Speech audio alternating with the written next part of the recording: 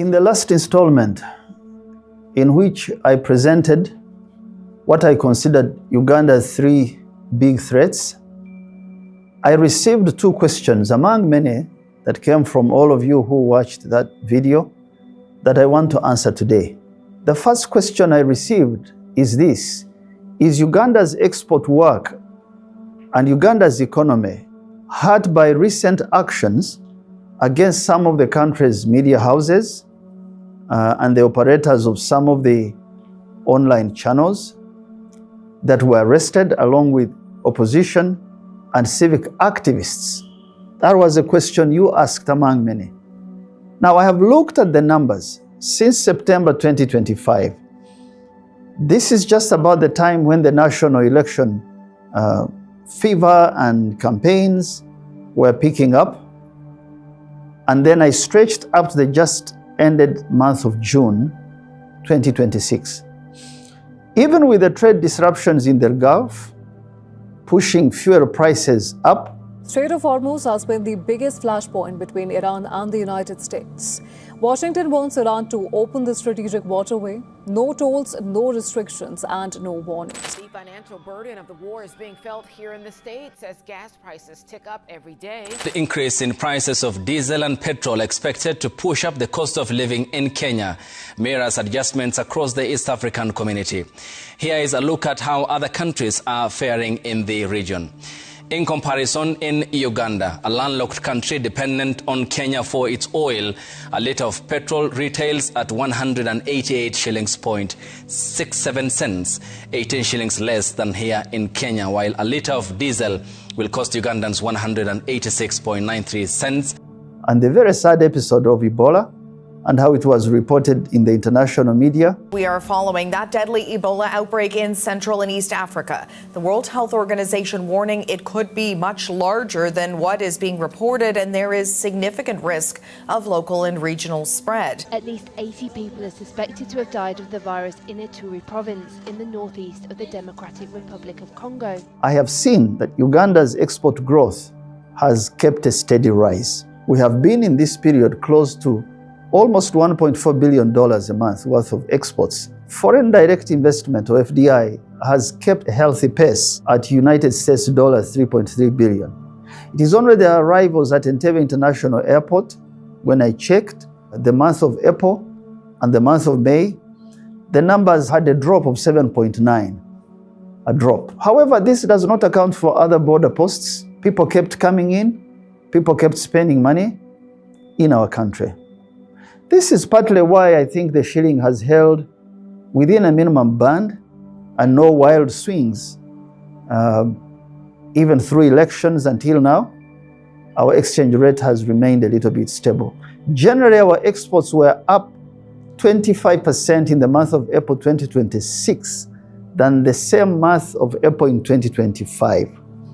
That is therefore to say that the fundamentals of our economy, things such as inflation, consumption, manufacturing, investment, innovation in some of the enterprises, in agriculture, the agricultural production, the increases we have had, all these are fairly sound.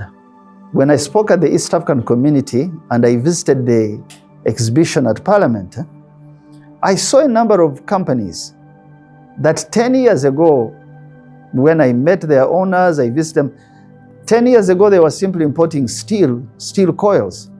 What I saw today is that they make reinforced steel for construction of bridges, even have had more product range that we didn't have a couple of years ago. Now, investment and innovation, even if it is low, has kept improving, albeit slowly, I should say. These fundamentals tell me that we can withstand pressure long enough to overcome these short-term problems if we keep pulling together on sound policy, we don't change policies rapidly halfway, and we keep timely execution on projects. And both of these values are most under threat today in Uganda: policy and execution. Together, we can lessen the negative impact of bad politics. We can reject corruption and the abuse of power. We can fix many of the areas where we are weak. Emperor Augustus Caesar, who expanded the Roman Empire, he used to say, you must make haste, but slowly. And that sounds a contradiction, because you can't move very fast and at the same time slowly. In Latin, it is festina lente. Festina lente. It means that speed without judgment creates problems. That you need a commander or a leader and forces that are cautious than just being bold yet destructive.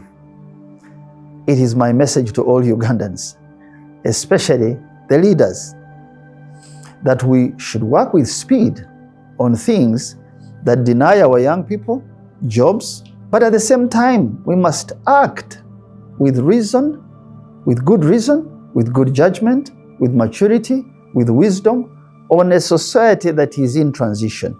If you notice, we have a big generational divide in both the economy, SMEs that I see, and in politics. And we got to be cautious to keep together. Now, I have a feeling why you asked about the effect of arrests and the tension from elections on the economy. I know that many of you were circumspect. You didn't want to go into directly asking the question. And that bothers me.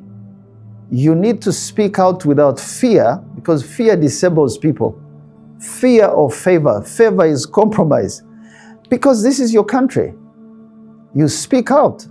I suspect the interest that you had in asking is that we should keep Uganda growing, especially in respect to the rule of law and the treatment of opinions that might often offend those in power. I suspect you are saying to me the country should continue to protect the right to dissent by those who oppose our views or our approach to issues. Why do I think you are saying this by your questions without being open? Because the United States dollar's $500 billion economy in 14 years that the president has set a target for us requires, listen to this, at least 35,000 megawatts of electricity to power this growth. That is what the economies with this kind of GDP have in energy generation and usage. Now, if we were building a service economy, you could say, well, go slow on power generation and invest elsewhere. But I tell you, the president and all of us want to rapidly industrialize. We want to convert much of our mineral and agricultural potential into finished high-value goods. To achieve this, we must generate 16 to 20-fold energy increase from the current 2,000 in only 14 years to 35,000 megawatts. We must therefore combine solar, geothermal, gas, hydro, and much more. The kind of economy requires us to triple our cargo transportation capacity on water, on the roads, on rail, and air infrastructure. That kind of economy requires a lot of inward investment at a sectoral level. Now, to generate this kind of energy in the energy sector, for example, we need to invest United States dollars 120 billion in generation, in transmission, and in distribution. Where do you get this money from? You need money from everywhere you can find. In the private sector, worldwide. Through sovereign wealth funds, you borrow worldwide. Through domestic pension and capital markets, you participate there to raise that money. Through finding new sources of FDI. That's the way you get this kind of money in energy that fast, in 14 years. That kind of investment does not come if we are quarreling, or we are lying about each other, or we are stifling civic dissent. I want you to know that it is the negative conversations we have in Uganda that some of the investors hear, they listen, and they choose to go elsewhere. Now, Ugandans to face each other and deal with our differences is what will lessen dissent and bad media. I want you to know that in a true democracy, dissent and bad media never ends. It is only reduced by consistent, good communication from those who hold power. It is reduced by teaching responsible citizenship to the young. Now, to grow management capacity, the one that is necessary for manufacturing, to absorb more talent of our youth, we must keep the country communicating. And it must communicate freely without fear. For example, Uganda just entered a very large financial agreement to purchase aircrafts from Boeing. Boeing is an American company. This is so that we can have more what you call cargo freighters to take cargo to markets and passengers. To return this big investment, we must keep good publicity for Uganda, as well as dignified treatment of those whose opinions offend us. I want you to know that we grow by listening, by talking to each other, and by restraint. I have personally been a subject of insults and lies for a very long time. And I have options. And my options are silence if what they are saying is just rubbish. I ignore it. Or answer if I feel there is some sense in what someone is saying. Or go to court when I feel deeply aggrieved. Sometimes I reach out to convince the liars, because there are many, to open their eyes to the truth. I try to teach them to avoid hate and stereotyping other people simply because they don't like them. It is a choice that I make because I know to keep our country together and avoid unnecessary tension, we need to tone down. Shall we be able to jail all the liars in the country? No, it is not possible. But can we use the law and transparent, dignified methods to hold them accountable? Yes. And I think we should do our best to achieve that. Now, I have also received calls from the East African region, especially from the business community, about the safety of foreign assets in Uganda. I would like to assure all those expressing worry and doubt that Uganda is growing and it will deal with its problems if more and more of your voices stay with the truth and work for a better tomorrow. I had been concerned about capital repatriation, which I suspected would be driven by pre- and post-election fears from the market. But the numbers, I thank God, show that confidence has remained, even with all the trade disruptions we have had in the Middle East and the negative reporting. But one thing I'm unhappy about is that United States dollars 1.17 billion has left the country in this period, mainly through dividend payouts or firms exiting the market or pressures on the shilling or debt servicing. Our data tends to have gaps, so it doesn't allow us to see all the aspects, especially in the informal sector. But I think we might be losing more. Now, for example, when someone sells a company and exits, we don't very quickly know how much and why. Now, my concern is that we could and we should invest a portion of this money in the country instead of repatriation. Can we not keep the mining sector, the oil sector, the banking sector, the telecom sector, real estate construction, where a lot of this money ends leaving the country? Can we not work with those sectors to keep the money in? Can we not provide more opportunities in the economy, this young, growing economy? I am confident the economy will overcome these pressures if we keep working together and hold back this money. All I ask is that we should work together to protect the rule of law and to talk more to each other and use less force. He or she who has power always sets the tone of the conversation for the one who does not. So we can't teach others what we don't practice ourselves. This is one set of questions. The second set of questions I want to answer today is to do with the assessment, my assessment of the movement and my apparent optimism that the movement, the NRM, is reformable. You know, in fact, one person said, Rwabwogo, you are naive to think that the NRM can recover and have its values again. Well, I thank you for this feedback. But I truly believe that anything that is born, anything that grows, that thing will die. But it can be recovered or extended or kept alive by preventive measures from those who know the value of that institution, of that being.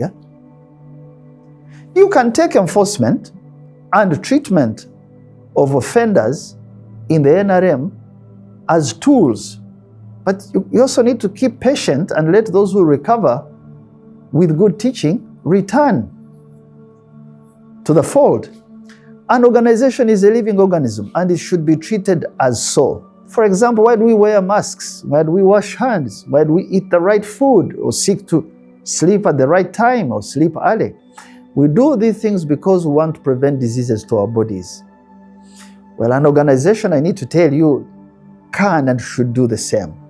So primary prevention, which in medical terms means addressing the known risk factors that spread disease, for example, the lack of awareness about a disease, that in medical terms can be equated in an organization, in the movement, as the aggressive teaching of our fundamental values and living those values daily. Well, I believe if we decentralize the movement and allow more responsibility, mark that word responsibility, at district level, and hold district leaders accountable, we can teach, we can recover some of the lost ground. Now, one of my favorite lost grounds, which I really cry over, is what we used to call open constructive criticism. That used to help us to walk light. We can recover this straight through accountable leadership, building it from district level, and regular teaching of what it means to live these values of the last 60 years. Even the matter of how we fund our activities in the movement, we should allow members to have a stake, to have some equity by contributing as low as 500 shillings a month or a year, those who have low means. Article 43 of the NRM Constitution actually allows us to do this, but we never put it to operation. The money that you put on an account in your district party coffers is money you want to participate in decisions about. You want to know how it is spent. You question how it is used. But money that comes as donations from the top at election time tends to be abused. You know why? Because people see no consequences for this abuse. It is money that comes from outside their area of jurisdiction and thinking, and they don't value it as money that they have raised on their own. Sometimes prevention can fail. So if prevention fails, then treatment should kick in.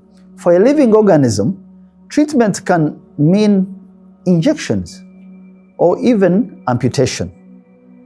Now, no one likes injections, and worst of all, an amputation. However, a good doctor, let's call it a good leader, should be able to save the rest of the body, to save a life, if the risk of death is high, by an amputation of what has gone wrong. Leaders must take action against those who you teach, who you provide for, and they still continue to infect others with impunity. Those need to be exposed and cut off so that the rest of the body can survive. Now, if treatment develops what the doctors call secondary complications, a good doctor or a good leader must create a large platform, bring in more experienced people, elders, to save the body, in this case, the life of an organization. This is how organizations recover, And I see the NRM in no different in any way if we choose to act now. Now, when both prevention as first level of defense and treatment, second level of defense, have been applied in an organization and its membership, just like a human body, the organization must be allowed full recovery, just like a body recovers, and readmitted when healthy. Now, recovery for leader or a structure of an organization is not found in politics or media or insults or news. It is found in solitude for leaders and introspection. So we can find new ways to grow and keep the organization competitive. Now, one of the influential 19th century Western philosophers said, and I quote, "He who should inspire and lead others must be defended from traveling with souls of other men, from living, breathing, reading, and writing in the daily time-worn yoke of their opinions." Close quote. This is why we have physiotherapy for the body. The physiotherapy for an organization is not to blame others, to wake up and blame everything wrong, but to do the right thing because it is right. Not just blind loyalty when mistakes are made. That is how good leaders develop the moral courage to confront hard decisions. The NRM can do this. I will return later, next week, on the matter of options available to the movement in this transition period, and present what I think leaders can do to study from the rest of the world. I am your friend, Odrek Rwabwogo.